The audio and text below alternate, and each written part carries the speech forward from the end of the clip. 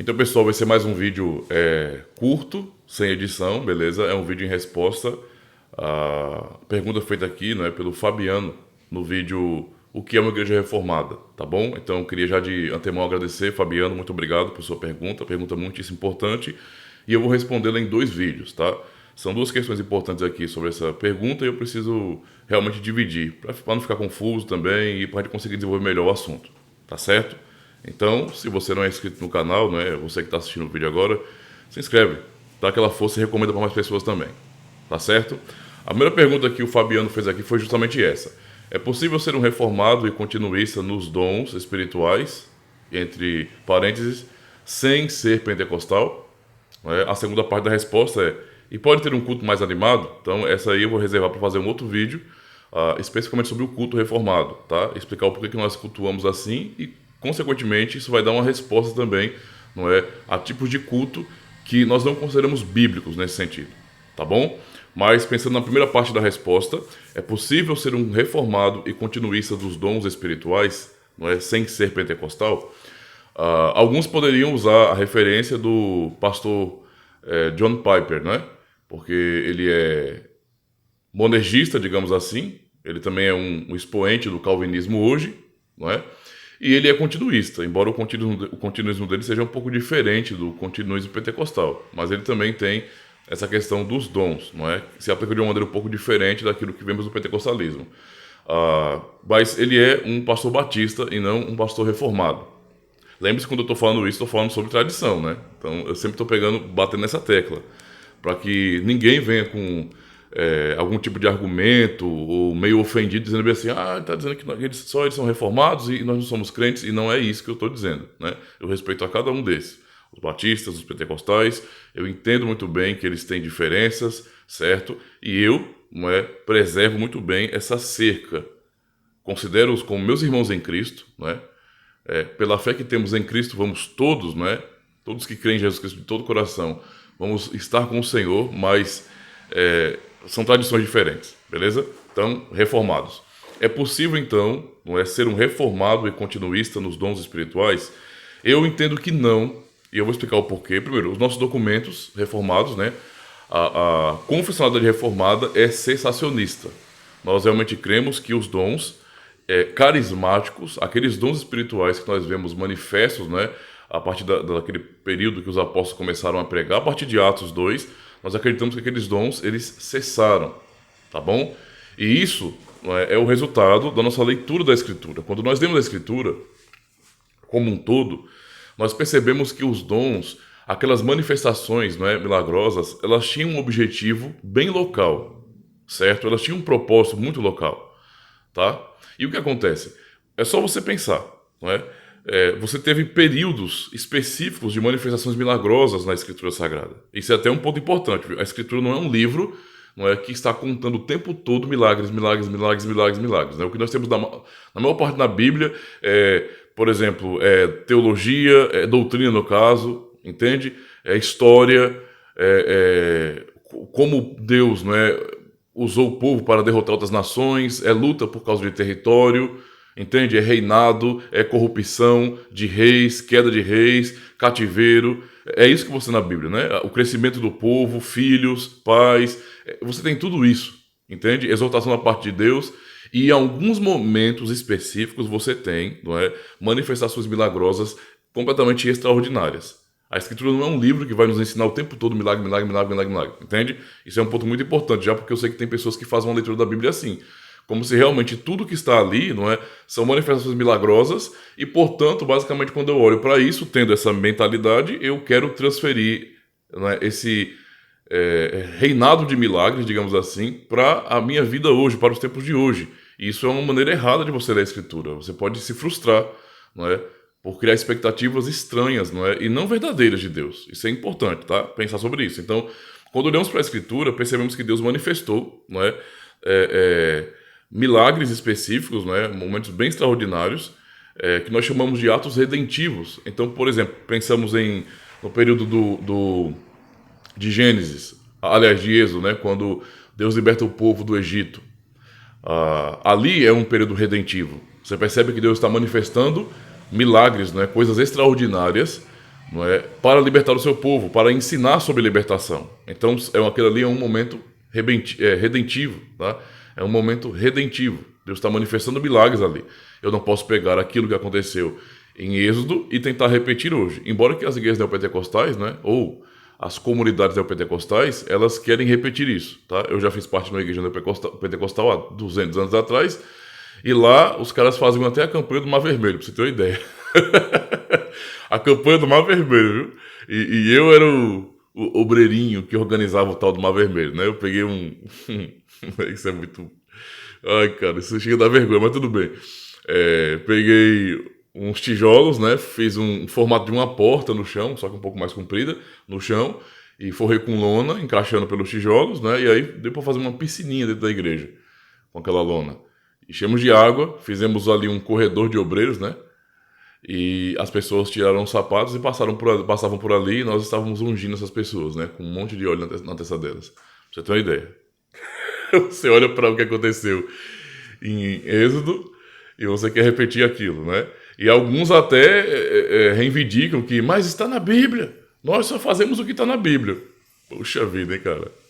Que legal, né? Muito complicado esse caminho seu. E o que acontece? Então isso aconteceu e muitas pessoas acabam realmente tentando meio que reaplicar o que aconteceu em Êxodo aqui. Ora, o que aconteceu em Êxodo, aquilo não vai se repetir. Aquilo é um registro histórico de como Deus operou milagrosamente naquele período para libertar o seu povo, para ensinar sobre libertação ao seu povo. Certo? Esse é o ponto aqui. Quando você olha, por exemplo, para o tempo de Elias, né, já com a nação de Israel estabelecida, não é? Elias, Eliseu, você percebe mais uma vez que Deus usa o profeta Elias de maneira milagrosa, não é? Então é mais um ato redentivo de Deus. Lembre, o povo estava mais uma vez, não é, curvado diante dos ídolos. Deus usa Elias, Deus usa Eliseu, não é, manifestando poderes extraordinários naquele tempo, justamente para mais uma vez, não é, dar um sinal de libertação ao seu povo. Mais um ato redentivo. O que aconteceu no tempo de Elias e Eliseu não é para se repetir, é o relato de como Deus agiu naquele período. Entende? Como um ato redentivo, não é para se repetir. Tem gente fazendo campanha aí, não é, de Elias, por exemplo. Não, isso não existe. Tá? Isso é uma leitura muito errada. Você não pode pegar o registro histórico da Escritura e querer que ele se repita. Não, é um testemunho que edifica a nossa fé. Não tem que se repetir aquilo.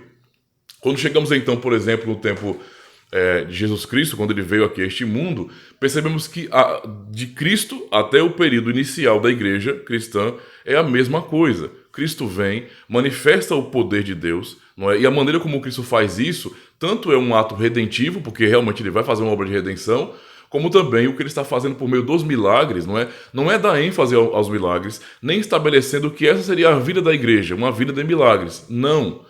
O que ele está fazendo ali, por meio dos milagres, meu irmão, é justamente apresentando o reino de Deus para as pessoas. É fazendo um contraste para as pessoas, não é? O mundo ali conhecia o quê? Somente aquela vida sofrida de humilhação, onde você tem doença, onde as pessoas vivem escravizadas a essas limitações. Cristo, quando vem, ele mostra esses milagres, não é? Justamente para apresentar para as pessoas aquilo que ele estava pregando. Arrependemos porque é chegado o reino dos céus.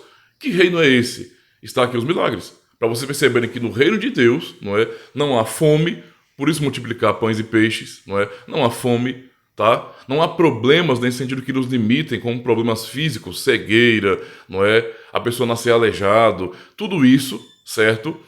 Não existe no reino de Deus. Tá? Os que são pecadores são libertos da escravidão do pecado, por isso libertação do povo nesse sentido. Não há lepra, não há nada que afaste o povo, que excomungue o povo da presença de Deus, como por exemplo o caso dos leprosos que tinham que ficar para fora do arraial do povo. Entende a situação? Então, mais uma vez, Cristo está demonstrando ali atos redentivos, pela obra que ele veio realizar, mas também por meio dos milagres, apresentando como que é o reino de Deus, pregando, arrependemos porque esse reino é chegado. E então ele promete aos seus apóstolos, em João 14, por exemplo, podemos aprender sobre isso, quando ele fala que os apóstolos fariam coisas maiores do que eles. E quando ele fala isso aí, ele fala sobre algo local, específico. De fato, se você vai comparar, por exemplo, o tempo que Jesus Cristo manifestou o poder pregando foi aproximadamente 3 anos. Os apóstolos tiveram muito mais tempo. Obviamente, então, em termos de número, muitos outros milagres, muito mais milagres do que Cristo fez aqui na Terra, os apóstolos também puderam realizar. Deus realizou por meio deles. Entende? Esse é o ponto aqui. E aí, quando você chega na era apostólica, é justamente isso que acontece. Mais um ato redentivo. Deus manifestou milagres, coisas extraordinárias por meio dos apóstolos, justamente para marcar, para selar a igreja dele neste mundo. Entende? É um ato redentivo. Deus estava mostrando realmente quem era a sua igreja. Ou seja, estava usando os milagres, manifestando os milagres para firmar a igreja, para mostrar quem é a igreja, para que todos pudessem olhar para a igreja e perceber que aquela não era uma seitinha judaica como alguns acusavam, mas era de fato o povo de Deus. Então faça a relação. Deus, no passado, manifestou milagres em Israel. Deus estava naquele momento manifestando milagres na vida daquele grupo que era a igreja, para mostrar que é o mesmo Deus para o mesmo povo, que aqueles que pertencem à igreja são os descendentes de Abraão, são o povo de Deus, Neles está sendo cumpridas as promessas feitas por Deus lá nos profetas, por exemplo. Então, são atos redentivos. Por isso, essa era apostólica, ela representa esse momento redentivo, onde Deus manifesta, o seu poder extraordinário em trazer cura, em fazer coisas realmente extraordinárias, para marcar a sua igreja. Ou seja, é mais um relato histórico de como Deus operou no tempo, dos apóstolos. Então Deus operou no tempo de Moisés, de maneira extraordinária, milagrosa, tempo de Elias e Eliseu, tempo de Jesus Cristo nesse mundo, manifestando seu poder para apresentar o reino, e no tempo dos apóstolos também, para manifestar esses sinais e mostrar mais um ato redentivo. Ou seja, tudo isso é história registrada de como Deus agiu no passado para nossa edificação.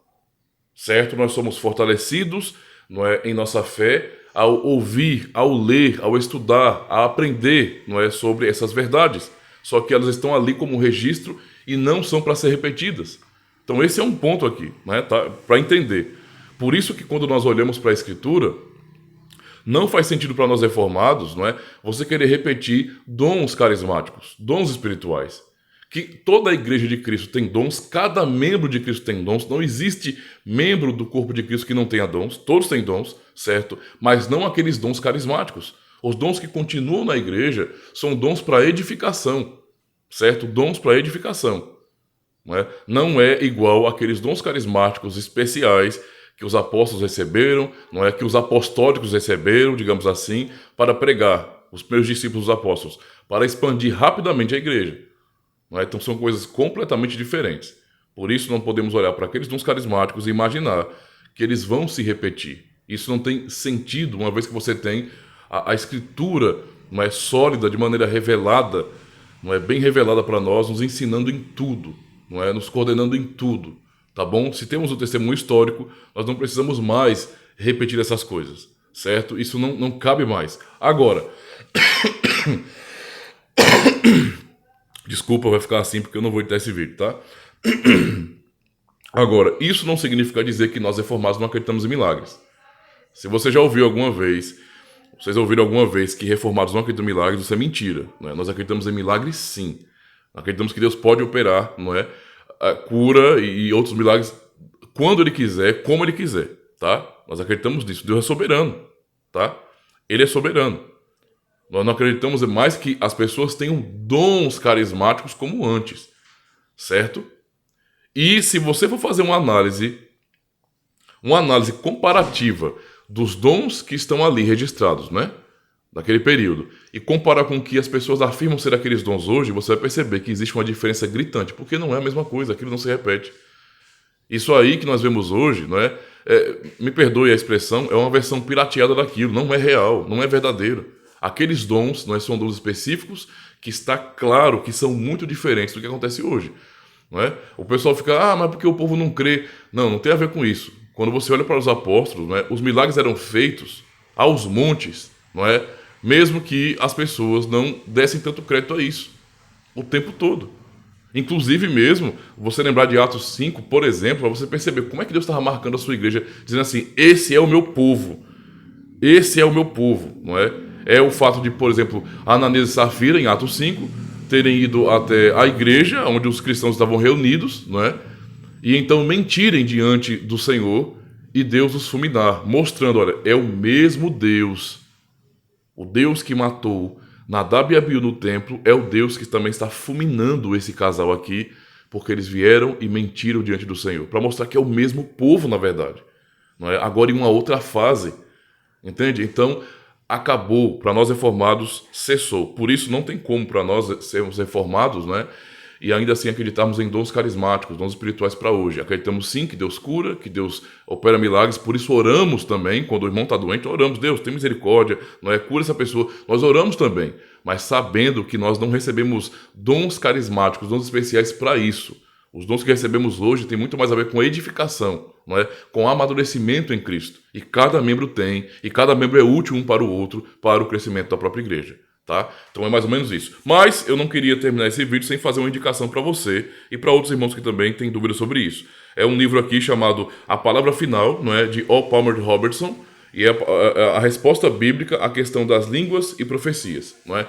Entendendo isso, eu creio que também já será uma resposta para outras questões de outros dons também. Tá? Vale muito a pena você adquirir esse livro. Eu amei esse livro, é uma leitura muito boa. Tá bom? Ele é um pastor reformado também e ele traz realmente uma reflexão muito importante e bases bíblicas sólidas, explicações realmente fantásticas sobre essa questão, não é, da palavra de Deus como sendo a escritura sagrada, como sendo a palavra final, certo? E mostrando como a questão, não é, das línguas, das profecias, dos dons carismáticos nesse sentido, não tem sentido mais para o mundo de hoje, tá bom? Basta também ter o bom senso de fazer comparações, ver se é a mesma coisa. Aquilo que ou pentecostais ou neopentecostais falam sobre o que está acontecendo hoje nas comunidades, se é a mesma coisa que acontecia antes. Não é a mesma coisa. Tá? Nós podemos até depois conversar sobre o porquê que as pessoas continuam alegando que certas coisas continuam acontecendo. Já é um outro tipo de debate, um tipo de assunto. Mas, por enquanto, eu posso dizer para o irmão, não é, que não tem como, não é, dentro da tradição reformada, nós aceitarmos, por exemplo, a questão do continuismo, certo? Nós apenas somos consolados pela palavra de Deus, crendo que Deus opera milagres quando Ele quiser, mas não que nós tenhamos dons carismáticos para isso. A era dos apóstolos foi a era dos apóstolos. Essa não é a era dos apóstolos. Não é? O que nos resta dos apóstolos é o seu ensino. Nós somos cristãos apostólicos, digamos assim. Somos uma igreja apostólica porque estamos fundamentados, não é, na doutrina dos apóstolos. Apenas isso. É o que nós temos como testemunho histórico, não é, para nos dar orgulho, para sermos edificados e glorificarmos a Deus por tudo que Ele operou no passado. Tá bom? Deus abençoe, meu irmão, e até o próximo vídeo, onde eu vou falar sobre culto. Tá certo? Valeu!